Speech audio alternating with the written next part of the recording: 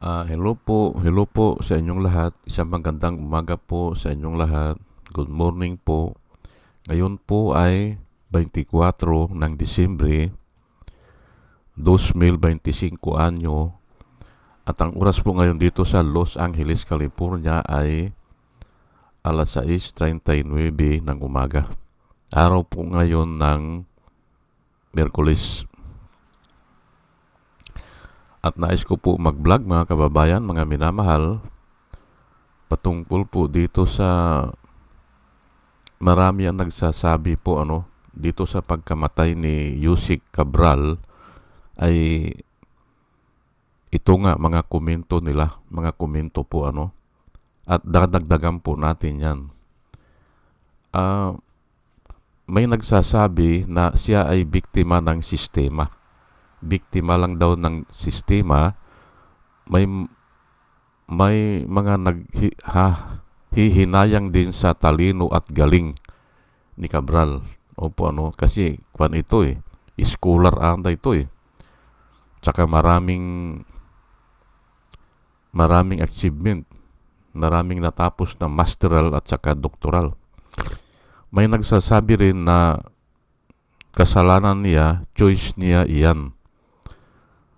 May nagsusulat din sa mga comment section. Binabasa ko po yung mga comment section ng mga vloggers po isa-isa. Nawawalan na sila ng tiwala at pag-asa sa gobyerno. Ayan po. Dahil nga dyan sa, aywan ko anong klaseng investigasyon yan na nangyayari dyan, ay wala pang conclusion o walang malinaw na conclusion dyan sa investigasyon na yan. Ngayon ay kaya hindi rin mawala sa isipan ng mga tao na wala na yan o wala na mangyayari dyan. Ngayon, pero kaya ako nag-vlog dito kasi yun nga, yung isang nag-comment, yung COA commissioner yun si Heidi Mendoza sabi niya ay victim siya o biktima lang si Cabral ng sistema. Opo, at naaawa siya at sa isang banda malapit sa katotohanan yan. Opo, malapit sa katotohanan. Pero may nagsasabi din na choice niya yan Pwede naman siya mag-resign, sabi ng iba. Pwede naman siyang umalis o mag-iba ng trabaho kung hindi maganda ang sistema. Kaya yan po ang liliwanagin po natin dito. Pero ang pinakamaganda dyan, may habag, pati nga si Kawaldi Carbonell po Si Kawaldi Carbonell, napanood ko kahapon, bagamat hindi ako sang-ayon dun sa sinasabi niya, pero naando rin ang habag po. Ang sabi niya kasi ay walang kasalanan yung yung iba diyan yung anak, yung asawa, mga kamag-anak ay hindi po ganoon Hindi totoo yun na walang kasalanan doon sa kung ang pag-usapan natin ay sa paghuhukom ng Diyos. Kasi kung sino nagkasala, yun lang Pero may mga may mga Bible verse din na yung anak at saka yung anak ng anak o hanggang 4th generation ata o 5th generation sisingilin ng Diyos po yung mga tao na namumuhi sa Kanya o yung sumasamba sa Diyos-Diyosan. Opo, ay iyan po hindi magagawa yan ng ng tao kung sinasawata siya ng anak nga, hindi ba? Kung sabi ng anak, uy, huwag kang magnakaw dyan, hindi ba? O yung asawa, halimbawa, sabi ng asawa, tigilan mo na yan, hindi ba? Ay, pero kung nakikinabang sila, ayan po Pero hindi po yan ang tatalakayin ko dito, yung habag po, yung habag ang tatalakayin ko dito na sinasabi ko na malapit sa katotohanan. Opo. At yan po ang nilalakad ko po dito. Dito, kaya ako nagbablog.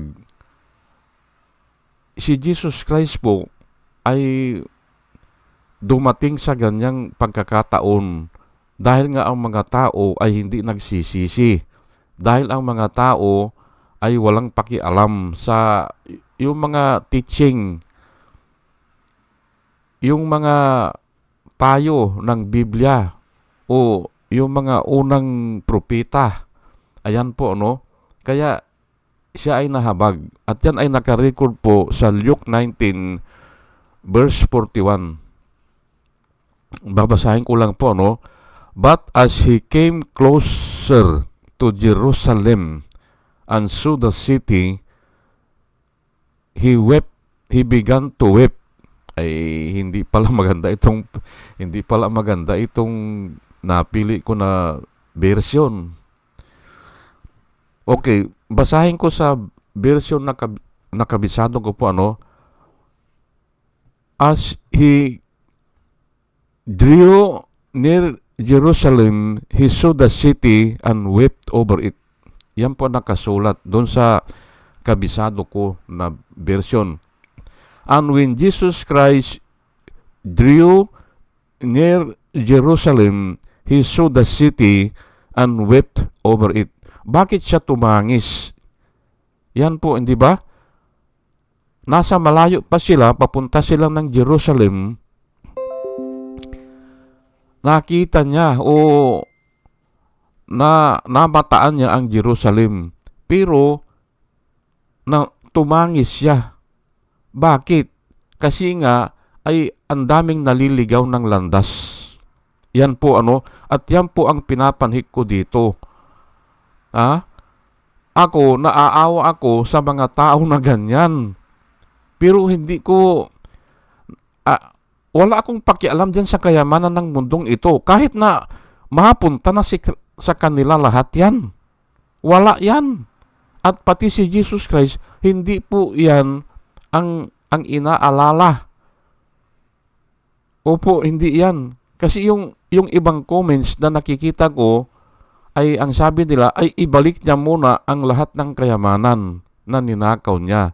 Ayun po, ano? Pero ay okay naman yun, hindi ba? Pero sa amin po na mga born again, hindi na namin pinapansin yan. At ganun din si Jesus Christ. Ang mithiin po ni Jesus Christ ay yung maisalba yung kaluluwa. Yan po, ano? Kasi yun po ang paparusahan eh. Gigisingin yan sa wakas ng panahon eh. Yung mga patay, gigisingin. Ay ano magigising? Yung kaluluwa o yung ulirat o yung konsensya. At yun ang itutorture na yan. Yan po. Kaya, when Jesus Christ drew near Jerusalem, he saw the city and wept over it. Ayan po, ano? Yan po ang katotohanan na nilalakad ni Jesus Christ. Hindi siya masyadong interesado dyan sa kayamanan. Hindi. Pero, ayan nga, nagkakamali po ang ibang tao o nagiging biktima. Kasi nga, ang dyablo ay sinasabi, sige magpayaman ka para maging makapangyarihan ka. Sige magpayaman ka para hindi ka maapi. Sige magpayaman ka para hindi ka kulilat, ganyan. Kasi yun nga ang basihan nila kung mayaman ka ay yun na yun. Pero hindi po Hindi po ganun ang turo ng Biblia. At ito, palagi ko pong sinasabi na ang tao po ay alipin ng kasalanan. Kasi yan din ang sinabi ni Jesus Christ. Hindi ka makakaalis dyan kung hindi ka kahabagan ng Diyos. Ayan po, ano. Kaya nga, ang nakasulat dyan, And when he saw the city, he wept over it. Ayan po ano. Ay ngayon, ay tama ba na sabihin ko ito? Ay tama po eh. Hindi ba? Kahabagan natin dahil hindi siya nakaalis, kung siya man yun, pero marami po ang nagdududa eh. Kung siya man yung namatay, ay hindi siya nakaalis doon sa pagkaalipin niya. Ang tao po kasi ay alipin ng kasalanan. Hindi siya nakapagsisi, ay walang natin pero sa kasi, sa pangyayari, ang indication yan, yung nagpakamatay, kung talaga man nagpakamatay siya, ay wala siyang natanggap na habag na nanggaling sa Diyos. Ayan po Kasi kung kinahabagan ka po ng Diyos, ay may darating na tao na tutulong sa iyo. Opo. May darating na tao na papaliwanagan ka. May darating na tao na sasagipin ka. Ganun po yan. Maaring iniisip mo na tao lang, pero nanggagaling po yun sa habag ng Diyos. Yan po At ako po ay naranasan ko yan. Opo, naranasan ko yan. Kaya alam kong sabihin. Naranasan ko yan na wala nang kwenta ang buhay ko, gusto ko nang mamatay, o patayin ko yung anak ko, ay matindi po yan. Pero may tao na nagpaliwanag sa akin na ay hindi ganun. Ayan nga, at naborn again ako. Desperado ako, ang ibig kong sabihin. Karamihan na nagpapakamatay ay desperado at wala na silang pag-asa. Ayan po pero nga, kung kinahabagan ka ng Diyos, may tao na darating na magpapaliwanag sa iyo. Ayan po Matthew 23 verse 37. Ito po ang ating mababasa. O Jerusalem, Jerusalem, the city that kills the prophets and stones God's messenger. How often I have wanted to gather your children together as a hen protects her chicks beneath her wings, but you would not let me. Yan po ang sabi ni Jesus Christ. Jerusalem, Jerusalem, the city that kills the prophet. Sila po ang pumapatay ng mga propeta Bakit? Mayayaman po yan mga Jerusalem Yung mga tao dyan, mga po yan, mga edukado, mga may kaya sa buhay. Ayan po O Jerusalem, Jerusalem, sabi po ni Jesus Christ the city that kills the prophet. Pinagpapatay po yung mga propeta dyan and stones God's messenger. Yun din, mga propeta yan. Ang tawag dyan sa propeta, mga messenger po ng God yan pinagbabatong nila. How often, sabi niya, I have wanted to gather your children together as a hen protects her chicks beneath her wings. Inihalintulad niya na gusto niyang kunin yung mga tao dyan sa Jerusalem at protektahan na parang ang isang manok, yung inahin na manok, na pinoprotektahan niya yung kanyang mga sisiw under her wing. Hindi ba? Ganun po ang gusto ng Panginoon. Pero hindi naman pumapayag ang mga tao Ayaw Ayan po ang nakakaawa. Hindi ba? Hindi nakikinig sa mga pangaral, sa mga aral. At busy, hindi ba? Busy ako. Ganun po yan Kaya ako, naaawa din ako dyan sa mga ganyan. Ulitin ko lang hindi ako naaawa dun sa namatay kasi lahat naman ng tao mamamatay. Hindi ba? Hindi ako naaawa dun sa sa bagay, kaaawaan mo talaga yung tao na mga mahihirap, na lalong humihirap dahil ninanakaw lang yung pira hindi ba? Ng mga politiko o ng mga ganyan. Hindi ba? Matataas na katungkulan sa gobyerno. Hindi ba? Ninanakaw lang yung pira. Ay maaawa ka talaga dun sa mga tao. Pero ibang usapan po yun. Dahil sa mahihirap na sila ay nakakaawa. Pero nga ay ang number one na kinaawaan ni Kristo ay yung ayaw makinig o sila ay nagiging patuloy na alipin ng kasamaan. Ayan po ang nilalakad ko dito. Kaya ako, kahit na walang nanonood sa akin, kahit na iilan lang yan, pero bandang huli siguro may manonood din kasi hindi ko naman inaalis, hindi ko naman tinatanggal sa YouTube na yung aral dito na makukuha nila. Doon ako Doon, kaya ako patuloy na nag-YouTube. Opo, may aral kasi At yun nga si Jesus Christ nahabag o tumangis dyan sa Jerusalem kasi nga ayaw makinig ng mga tao.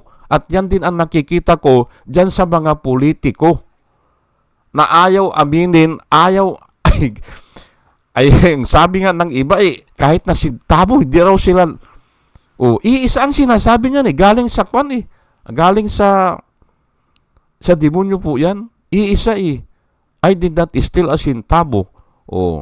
Tapos kaya daw nilang harapin in a proper place and in a proper forum, hindi ba? In a proper time. Pero pagdating doon, wala na.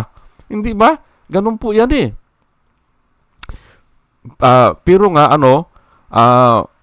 ang sinasabi ko dito ay ako ay nahahabag. Kasi naranasan ko rin po yan na yung parang gusto ko nang kitilin ang aking buhay dahil sa problema. Hindi ba? Ay masyerte ako dahil may lumapit sa akin o may pangyayari na nalinawan ako. Ayan po Kaya yan po ang gusto kong i-share sa inyo. Ayan po. At bago po ako mag-umpisa mga kababayan, mga minamahal, ay dinadalayan ko po sa Panginoon na sana yung nakikinig ay magkaroon ng wisdom na nanggagaling sa Kanya. At muli mga kababayan, mga minamahal, isang magandang umaga po sa inyong lahat at salamat po sa inyong pakikinig. Salamat po ng marami. Salamat po.